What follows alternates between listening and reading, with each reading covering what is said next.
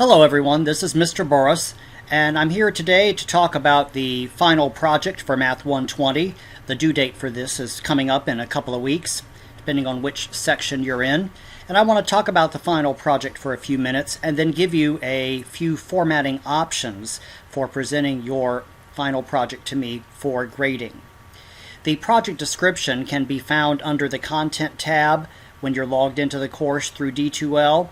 And if you'll scroll down and to the left side of the screen until you see project information, the final project description is listed right below the Excel project description that you completed about a month ago.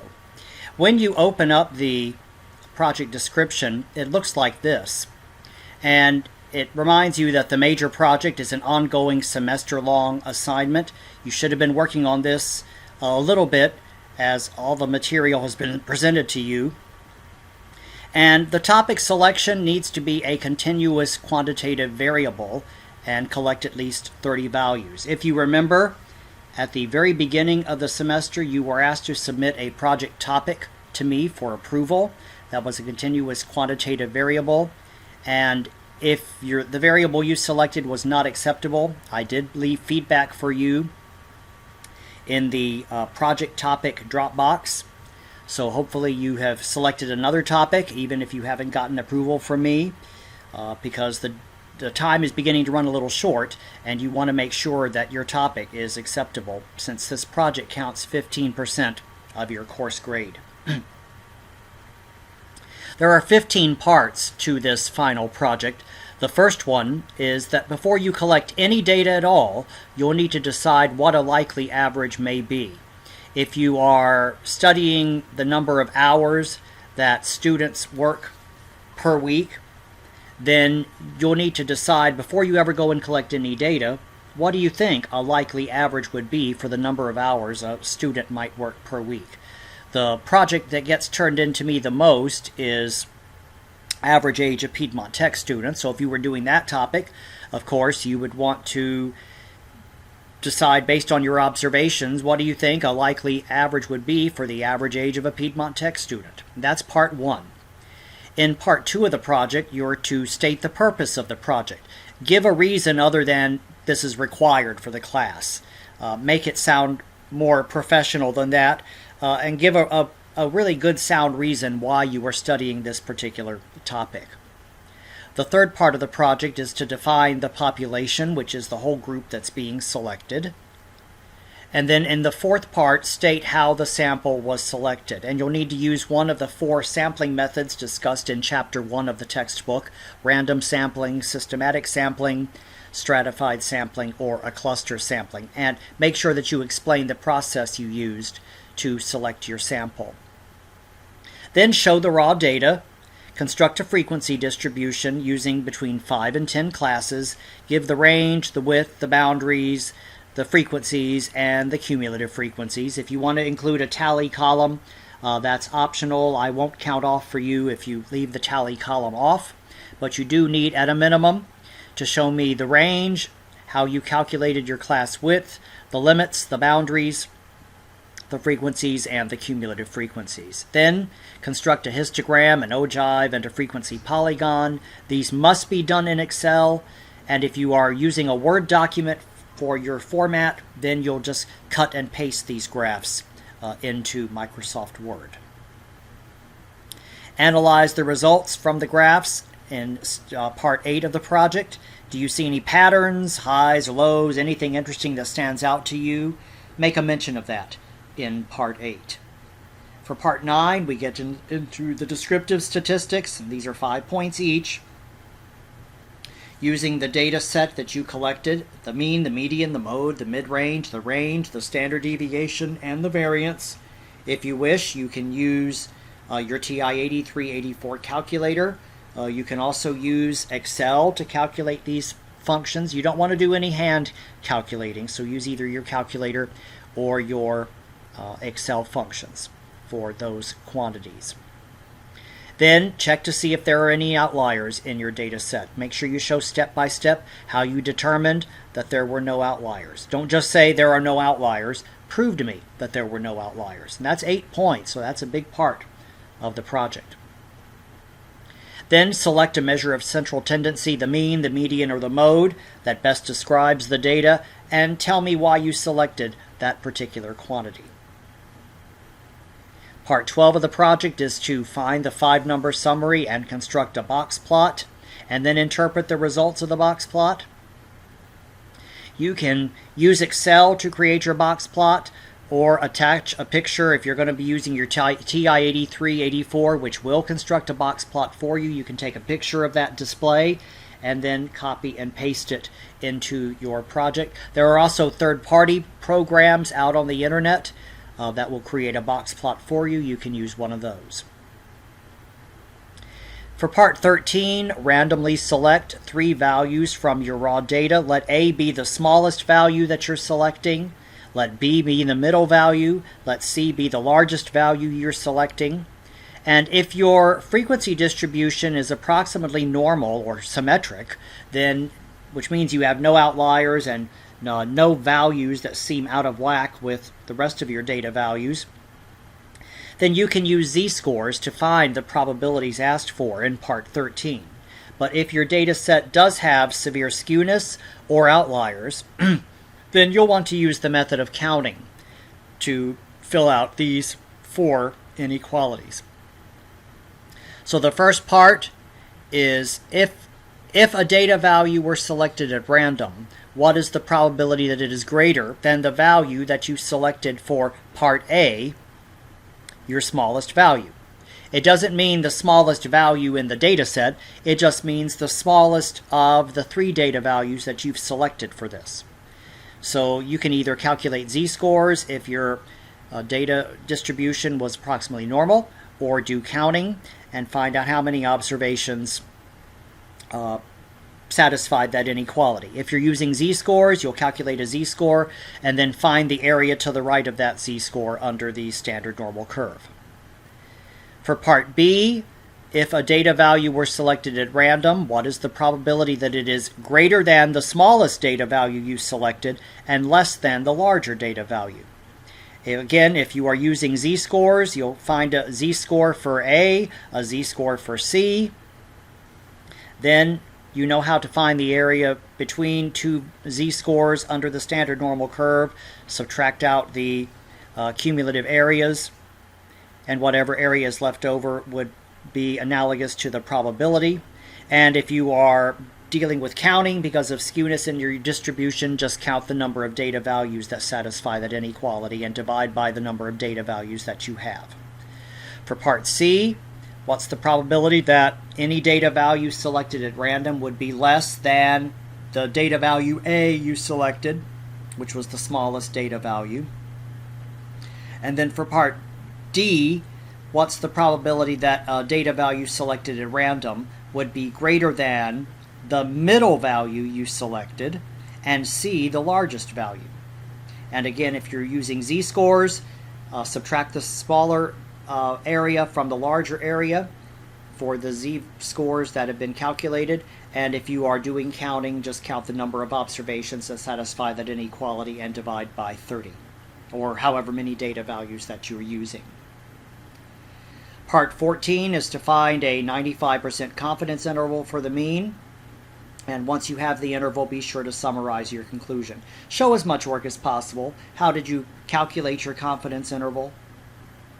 And for part 15, run a hypothesis test using your initial guess from part 1 in the project as the parameter for the null hypothesis. So that is the 15 parts of the project. Be sure to also summarize your hypothesis test conclusion. And now I want to present a couple of different formatting options that you may use for your final project. If you are going to input everything in Excel and submit one Excel spreadsheet to me, this is one way that it could look. Now, this sample project, the student answered each of the initial parts of the project. There's her likely average. There's the purpose of her project, what the population was, how she chose her sample. Then she listed the raw data, constructed a frequency distribution, listing the limits, the boundaries, the frequency, and the cumulative frequency. There's her histogram, her ogive, her frequency polygon. Remember, the frequency polygon plots midpoints along the horizontal axis, and we close off the graph on the left and right sides with the frequency of 0, since that is a closed curve. And then she looked at her graphs and made mention of something interesting that she happened to note when she was looking at her graphs. Here are the statistics that have been calculated. So here's the mean. She used the Excel functions for all of these. Then she listed her steps for determining whether her data set had any outliers. Here's where she selected the value of best central tendency for her data set. Here's the box plot along with the 5-number summary. Obviously she went out on the internet and came across some software or some website that would create a box plot for her. Here are the probabilities for part 13. If we go back and look at the graphs, clearly there is severe normal right skewness in her frequency distribution, so she probably wasn't going to be feeling comfortable using a normal distribution because clearly it is not bell-shaped and symmetric. So she used the counting method to determine the probabilities for part 13 of the project. She selected a data value of 7 for her smallest data value, a value of 35 for her middle value, and a value of 49 for C. And then she found the probability that any data value selected at random would be greater than 7. So she counted 20 observations out of the 30 that were available. And that is not 93%. I suspect that was an error. I think it's 26 out of 30 would be 93%. Then for part B, the probability that X was some value greater than 7 and less than 49. She counted 19 observations that were greater than 7 and less than 49. Don't include 7 and 49. This would not be the endpoints. And there were 19 such data values out of 30, which was 63%. For part C, the probability that X was less than 7. So there were no observations smaller than 7, so that gave her a percentage of 0. And finally, the probability that X was greater than 35 and less than 49, and there was 1 observation that satisfied that inequality. Here's her confidence interval. I would count off for this because she didn't show any work at all, but there is her summary where she estimated and gave a summation of what her confidence interval stood for and what it meant.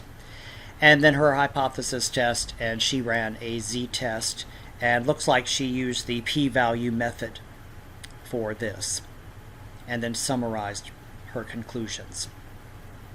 So that's one option. If you want to include everything in Excel, that's fine. Another way to present your data is to write it up as a report. And this is the other option, and this used to be required up until this semester. But you'll want to include a title page. Now, for the one that I've created, I have not listed 1, 2, 3 as the individual steps. I've given each of the steps a title. So I called this a research question. And I used travel time for Piedmont Tech faculty and staff. And I included what my initial guess was. Was the travel time more than 20 minutes? So my initial guess is that the average Piedmont Tech staff member travels 20 minutes. And I'm going to be testing to see, is the travel time more than 20 minutes? Then I gave a rationale. I listed my sampling methodology, how I went about constructing my sample, listed the raw data. There's my frequency distribution showing the range, and how I calculated the class width. Here's the histogram, the frequency polygon, and the ogive. And then here's where I did my graph analysis, mentioning that the ogive has an extremely steep slope for the class of 14.5 to 19.5, where most of the observations, or the largest number of observations, are included. Then the descriptive statistics using the Excel software, quartiles and outliers showing what Q1 and Q sub 3 were, and also the interquartile range, and then how I determined that there were no outliers. There's my most representative measure of central tendency due to skewness. The mean probably couldn't be used, so I went with the median. There's the 5-number summary and the box plot. And then the selected probabilities, again, because of skewness present in my distribution, I went with counting. So I divided each of the number of observations that satisfied the inequalities by 35. Then the confidence interval, I showed the formula for the confidence interval. The fact that because my standard deviation was not known, I was having to use the sample standard deviation, but because of the central limit theorem, I was also going to be using a z-score as a helping to anchor my margin of error. So the critical value was z equals negative 1.96 and positive 1.96, and then showed how the calculation went along and summarized my confidence interval. And finally, the hypothesis test, showing how I calculated the test statistic and summarizing this, that since the test statistic was not greater than the critical value, we did not have enough evidence to reject the value of the null hypothesis. So those are two different formatting options you have for your final project. Either one will be acceptable, and when you are ready to turn in your project, click the Assignments tab and follow the instructions for uploading your project to the Dropbox.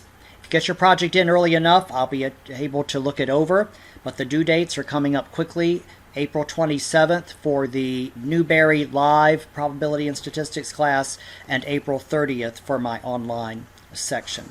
So if you haven't already, please get started on this project, put the finishing touches on it, get it submitted to me so I can look it over so that you can make the highest grade possible on this project, which counts 15% of your course grade. Good luck to everyone as you complete your final projects.